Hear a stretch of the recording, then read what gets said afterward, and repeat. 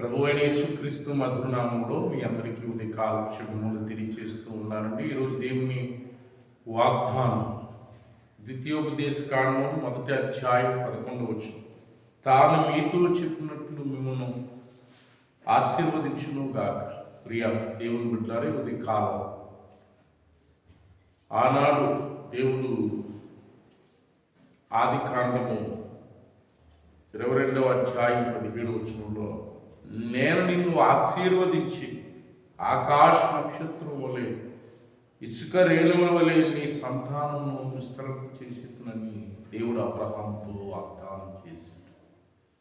ఆ వాగ్దానం చేసిన దేవుడు అబ్రహాము సంతానము ఆకాశ నక్షత్రం వలె ఇసుక రేణువులు అయిన విస్తరణ చేశాడు.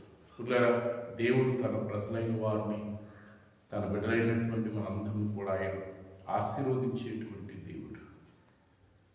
సంఖ్యాకాండం 22వ అధ్యాయం 12వ వచనంలో బిలాముతో దేవుడు చెప్పు, ఆ ప్రజలను శపించకూడదు, వారు ఆశీర్వదించబడిన వారు. ప్రియా దేవుని బిడ్డలారా, దేవుడు తన ప్రజలైన వారిని ఎప్పుడు కూడా ఆయన ఆశీర్వదించేటువంటి మహాదేవుడు. దేవుని వాక్యంలో మనం గమనించిన 115 కీర్తనలో, యెహోవా మిమ్మును మీ పిల్లలను వృద్ధి పొందించాడు. దేవుడు ఉదయకాలం మీ కుటుంబాన్ని ఆయన ఆశీర్వదించి విస్తరణ చేసి సదా ఆశీర్వదించి దేవుడు అయినాడు. ప్రార్థన చేసుకుని అట్టి ఆశీర్వాదం దేవుడు మీకు, మీ కుటుంబాలకు సదా గురించి నడిపించుడుగా. మహాపరిశుద్ధుడైన తండ్రి, నీకు వందనాలు.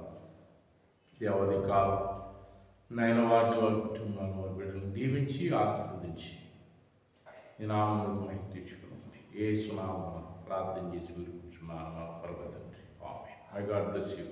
దేవుడిని దీవించి ఆశీర్వదించునుగా.